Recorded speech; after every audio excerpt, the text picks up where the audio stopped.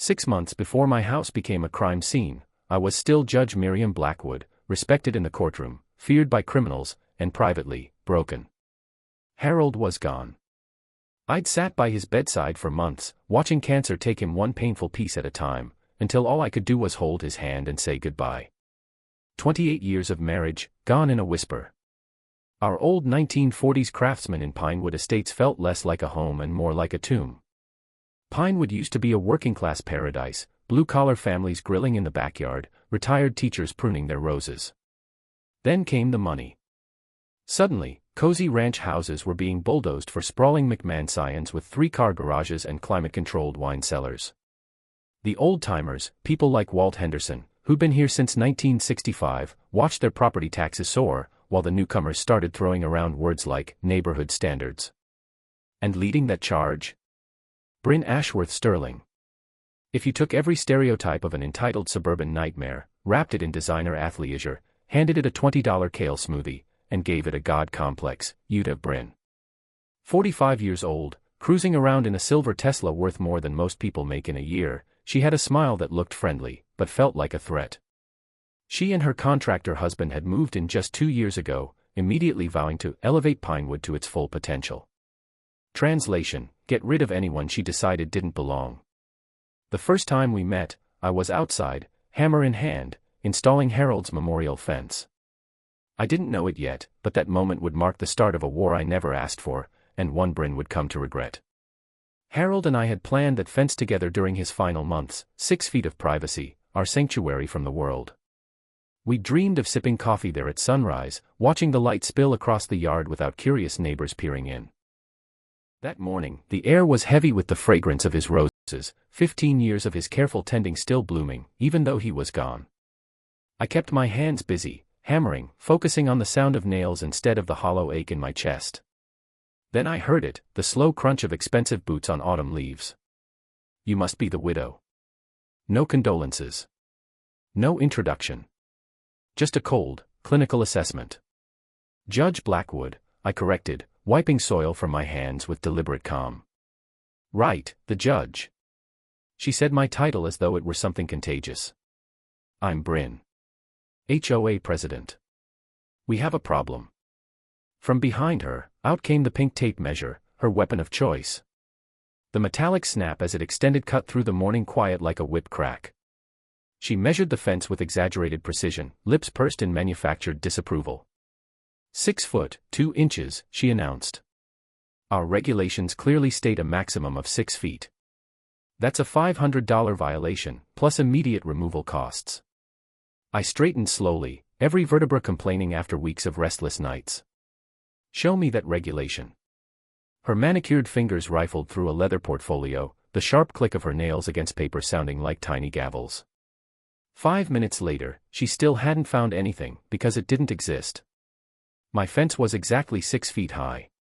And I had the licensed surveyor's paperwork to prove it. I'd hired that surveyor for one reason, to avoid exactly this kind of nonsense. Bryn's face flushed red beneath her spray tan. We'll see about that. Judge. The way she spit my title told me this wasn't about fence height or property standards.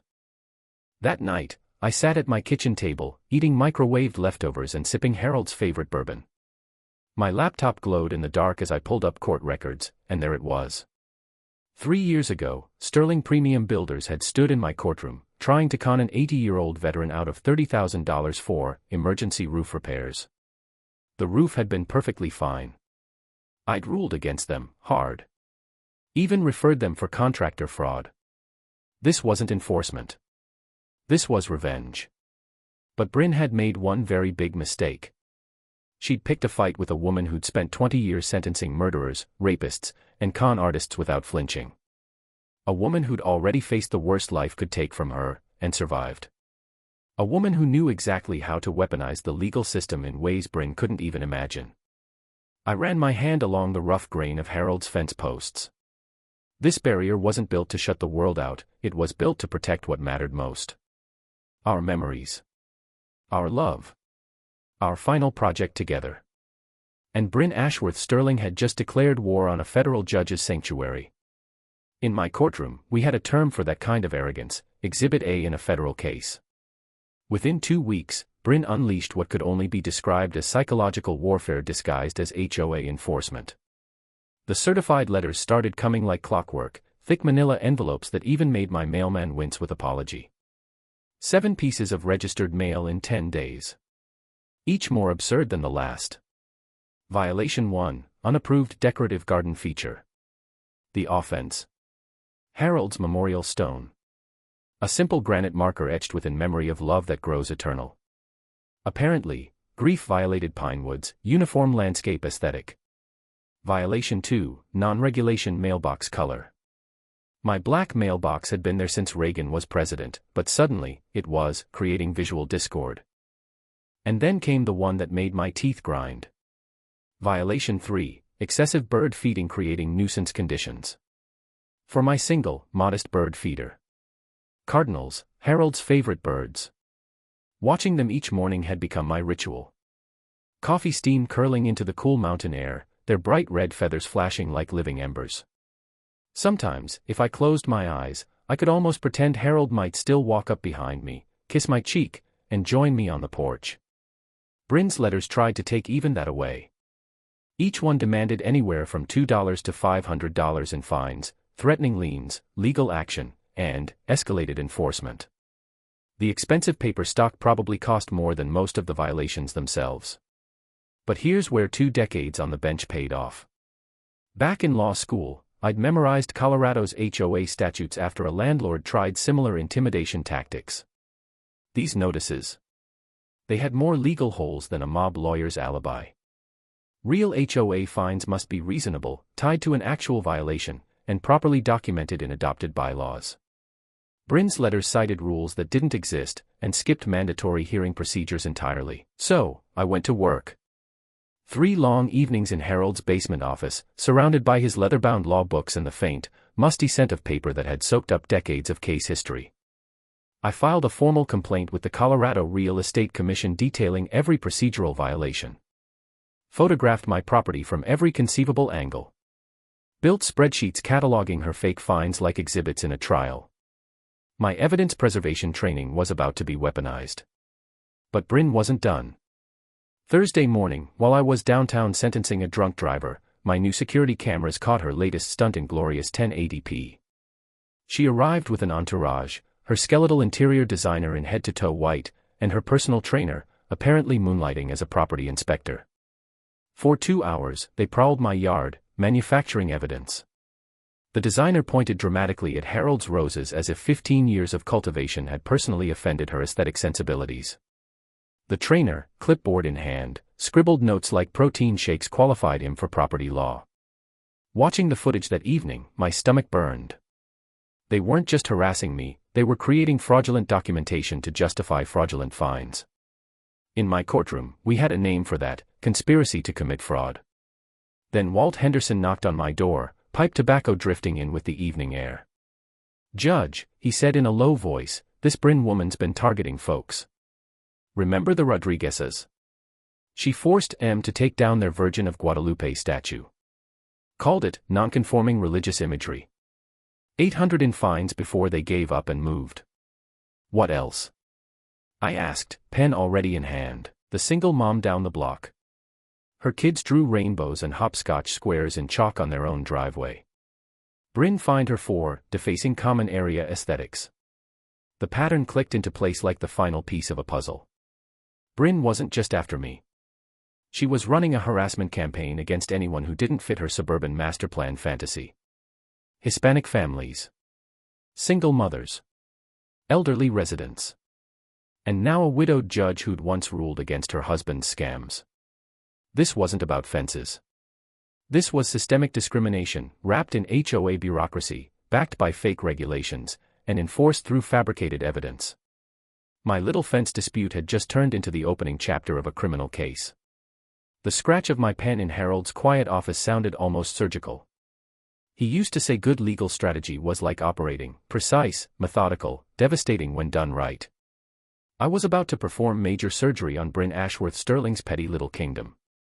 Harold used to joke that judges were just referees with law degrees and permanent attitudes. Time to prove him right. Bryn's next move crossed the line from harassment into felony territory. If fake violations didn't work, she apparently decided breaking and entering might send a stronger message. She struck while I was downtown sentencing a wife-beater to 18 months. My cameras caught every second. Property inspection. That's what Bryn probably told herself she was doing, a legal authority that existed only in her delusional imagination. There she was, bold as brass in designer yoga pants, strutting through my backyard like she'd bought the deed. Pink tape measure in one hand, snapping photographs from angles that would embarrass a paparazzi stalker. Then she went too far. Pressed her face right up to my kitchen window, shading her eyes to peek inside, at Harold's coffee mug. The one I still couldn't bring myself to wash. And then, the move that turned her from petty tyrant to criminal, she opened my back gate. Not by accident. On the footage, you can see her yank it open, check that the latch wouldn't catch, and walk away with this smug little smile, like she'd just won something. When I got home that night, exhausted from listening to domestic violence testimony, my sanctuary felt off. Then I realized why. Gavel was gone. 14 years old. My Harold's last gift to me, rescued from the courthouse parking lot during a thunderstorm. He'd sat on Harold's lap through chemo, purring through the pain. My last living piece of our 28 years together. The panic hit like a physical blow. For 3 days, I searched. Calling his name down alleys, crawling around storm drains until my knees bled. Walt Henderson organized search parties. Even the Rodriguezes, the family Bryn had driven away, came back to help. Then the call came. Judge Blackwood. This is Dr. Martinez at Mountain View Animal Emergency. Someone brought in a cat matching your description. He's in pretty bad shape. I found Gavel barely conscious in an oxygen tent.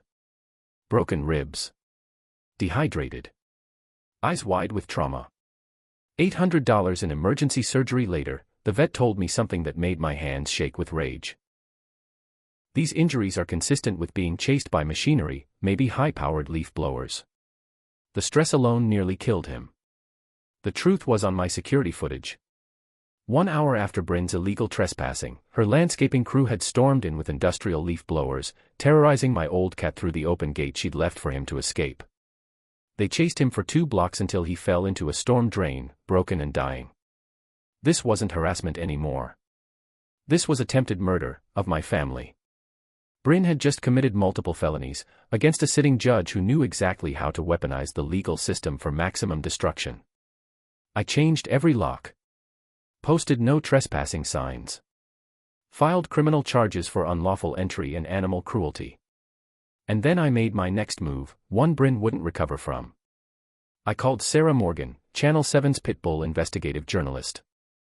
3 nights later, Judge vs. HOA, when Watchdog's attack aired in primetime.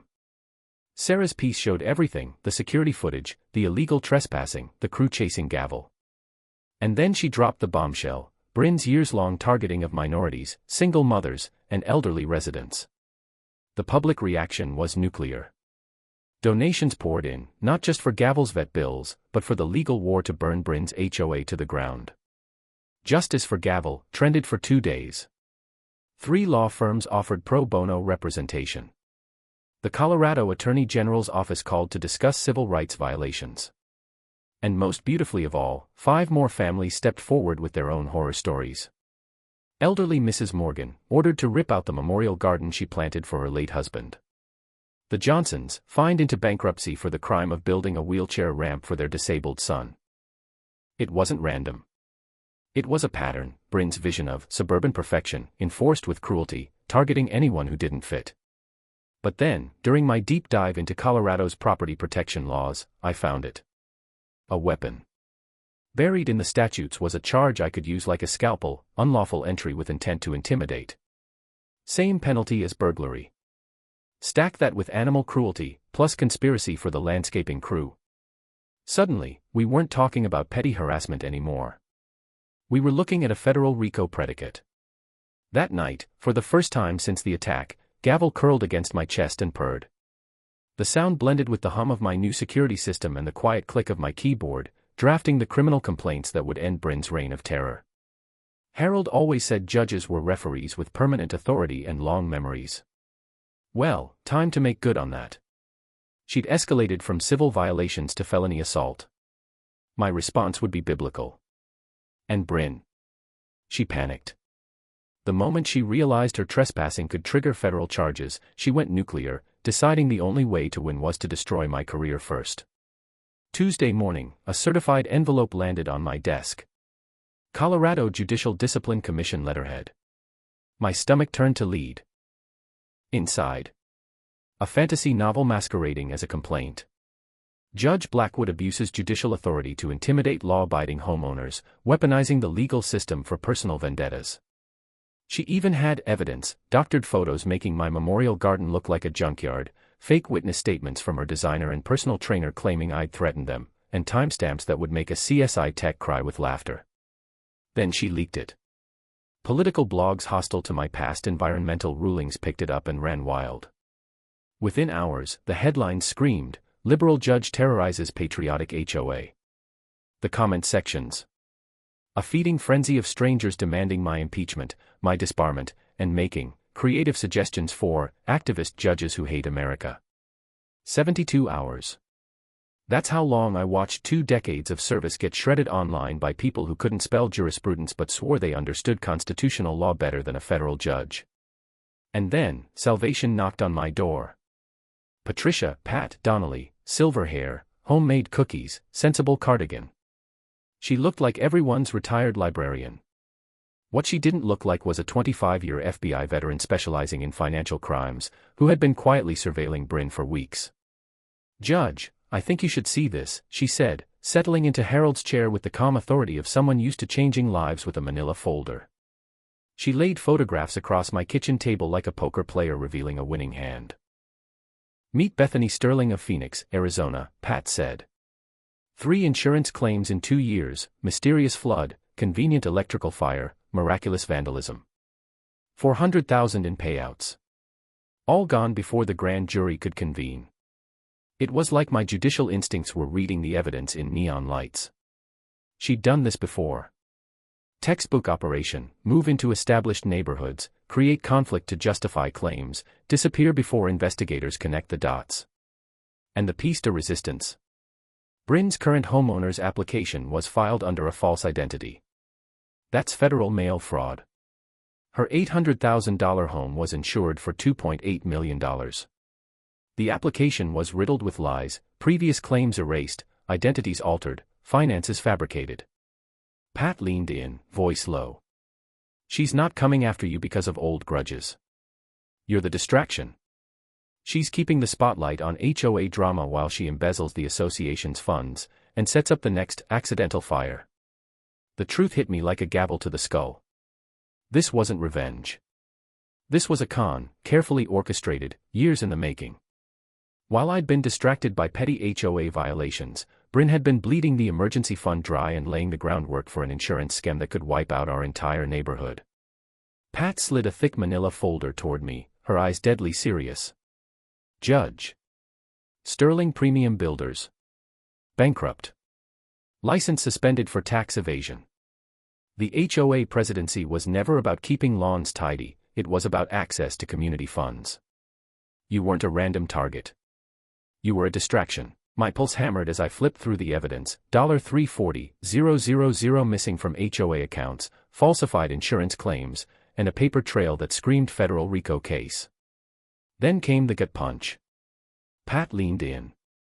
"She's already filed claims citing structural concerns and neighborhood safety risks. Your house isn't just a target, it's scheduled to be evidence in her next insurance job." I stared at the architectural blueprints of my own home, marked with notes about electrical weak points, foundation access, and even the best spots for accelerant placement. "She's been planning to burn your house down since day one," Pat said. "The harassment was just smoke and mirrors while she prepped the real crime. Your property's worth $180,000, but thanks to Harold's life insurance upgrades, a rebuild would pay out $320,000. Then Pat dropped the real bombshell. Ben Ashworth Sterling doesn't exist. Photo after photo hit the table, different states, different names, same face. Rebecca Ashworth in California. Beth Sterling in Arizona. Sandra McKenzie in Detroit, complete with a federal prisoner ID. 4 states. 6 identities. Over $4 million stolen. And at least 15 families destroyed. I felt my stomach twist. In Sacramento, she'd driven out Hispanic families before the community center mysteriously burned down. In Phoenix, 5 elderly residents died of stress-related illness under her reign, and now, she was in my neighborhood. My home was next. What she didn't know. She'd just walked into the one trap she couldn't escape, federal justice, delivered by someone who takes it personally. She wasn't just going to burn my house. She was going to claim the fire spread to hers, triggering both insurance policies for maximum payout. I stared at Harold's old electrical upgrade notes in the margins of my blueprints, work we'd done together in his final months, trying to make our home better. Bryn had turned our love into her payday. But Pat's final revelation knocked the air out of me. Judge, she's not just a criminal. She's a federal fugitive, still technically in witness protection. The name Ben McKenzie jolted something in my memory.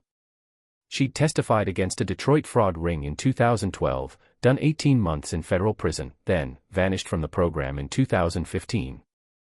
And in that darkness, she built a new empire. Pat leaned closer, her voice like a hammer on steel. She's been running organized crime while protected by the federal government, stealing taxpayer-funded identities to commit the exact crimes she was supposed to have left behind. Witness protection violation alone gets 10 years. Add multi-state fraud, identity theft, and attempted arson on a federal judge. She's looking at life without parole. The photographs spread across my table told the story: families uprooted, communities destroyed, elderly residents dead from stress-induced heart attacks after her harassment campaigns. She hadn't picked me because of an old grudge.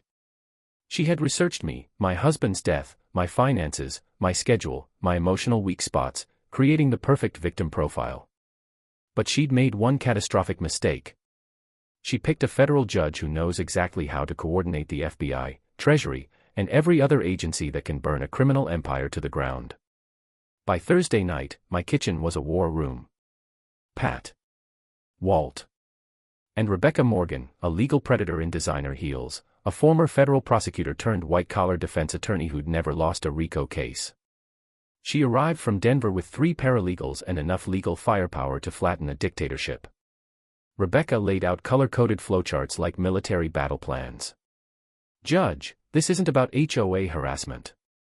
We're dismantling a decade-long federal crime spree, 15 communities destroyed, over $4 million stolen. The smell of fresh legal documents mixed with Walt's pipe smoke as we outlined our 3-pronged attack. Federal annihilation. State prosecution. Civil rights demolition. Rebecca's strategy was surgical in precision and biblical in scope. Step 1, federal charges. Mail fraud across state lines, 20 years minimum. Wire fraud for electronic HOA theft, another 20.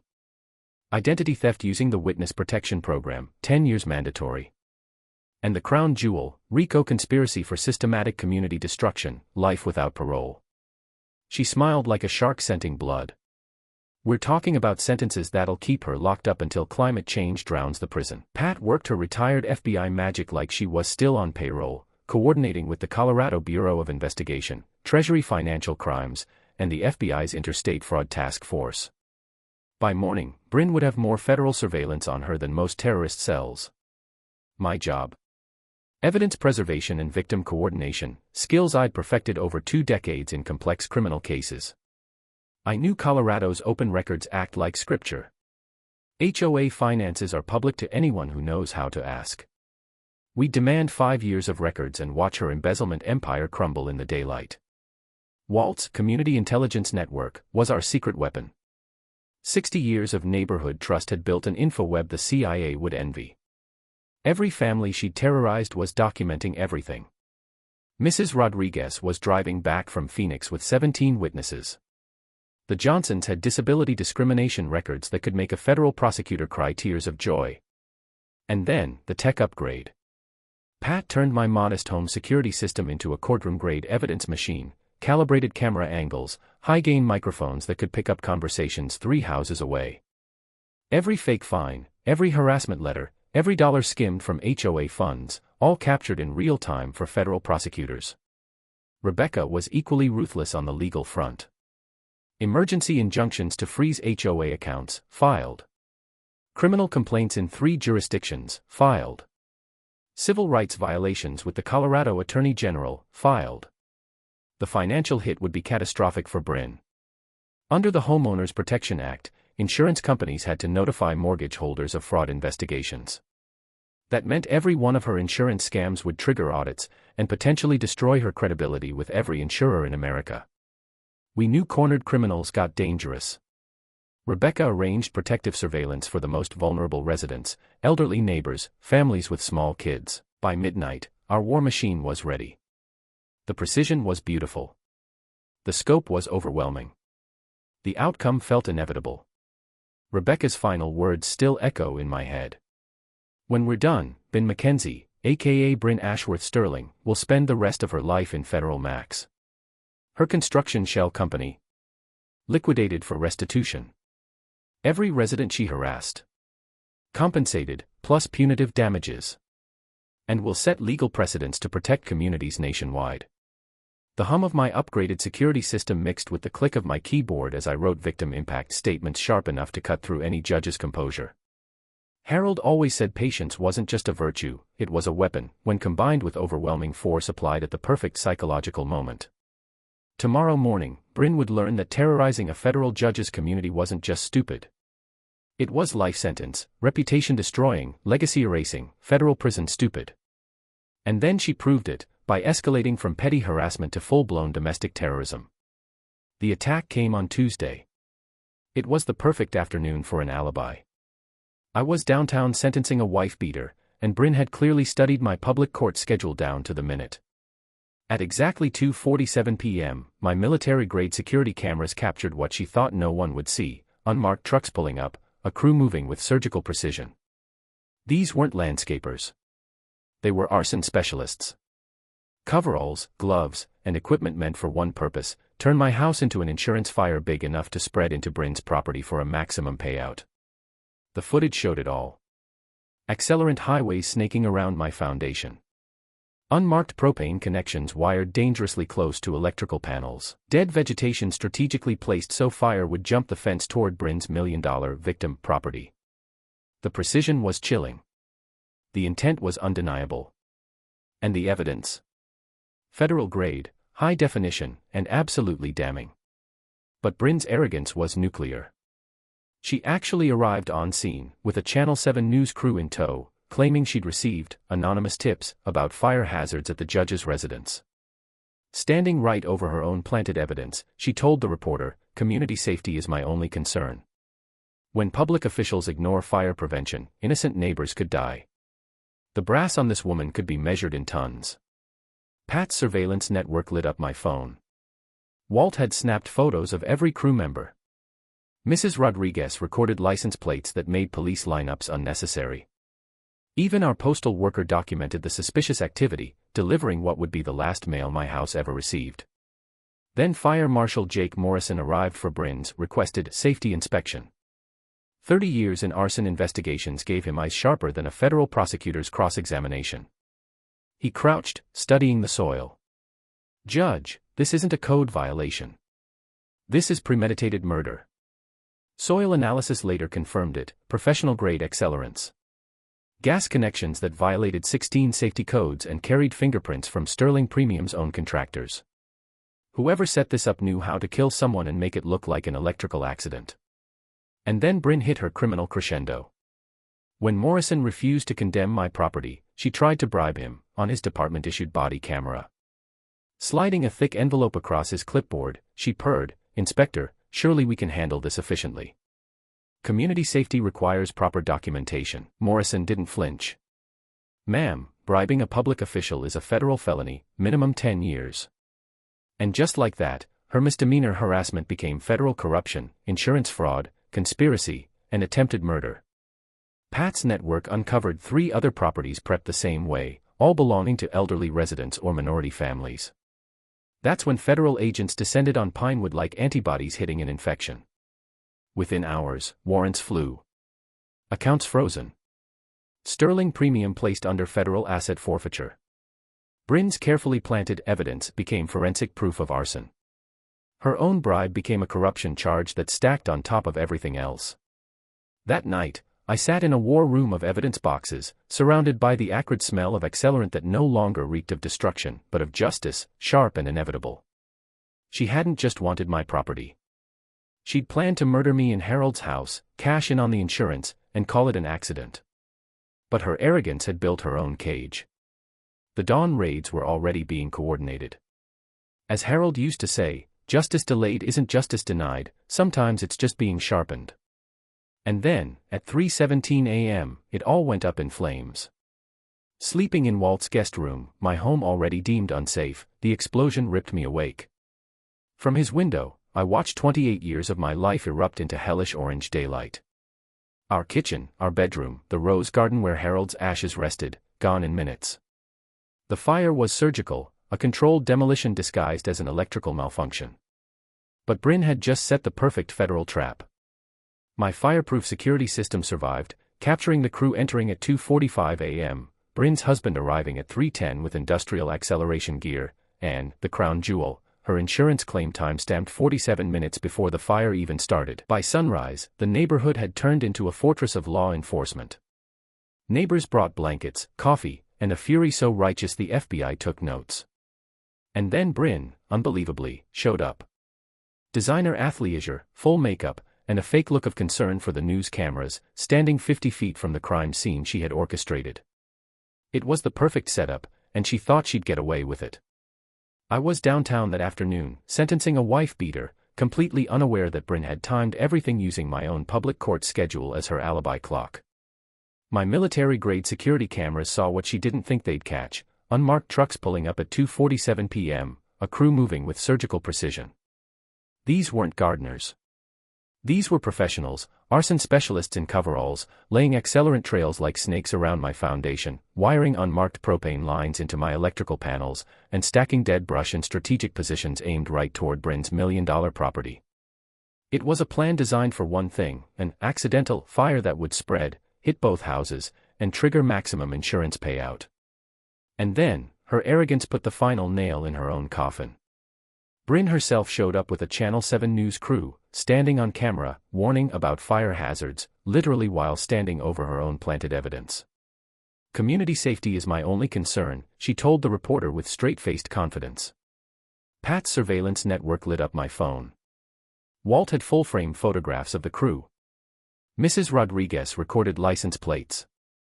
Even the postal worker documented what he saw. Then came Fire Marshal Jake Morrison, 30 years in arson investigations, who instantly recognized the accelerant patterns for what they were. His verdict was quiet but damning. "Judge, someone's setting up your house to burn. This isn't code violation. This is premeditated murder." Soil samples confirmed it: commercial-grade accelerants, illegal gas connections with fingerprints matching Sterling Premium's contractor files. This wasn't just fraud. This was a homicide attempt disguised as an electrical accident. When Morrison refused to condemn my property, Bryn tried to bribe him.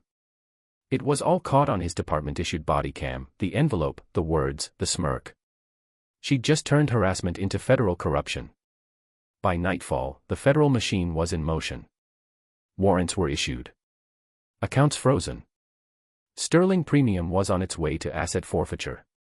And then, at 3:17 a.m., it happened. From Walt's guest room, I felt the blast before I heard it, a deep, concussive boom that shattered my sleep. Through the window, I saw Harold's house, our house, engulfed in orange hell light. Everything, gone. The kitchen where we planned retirement, the garden where his ashes rested. Denver Fire fought to contain it, but the method was unmistakable.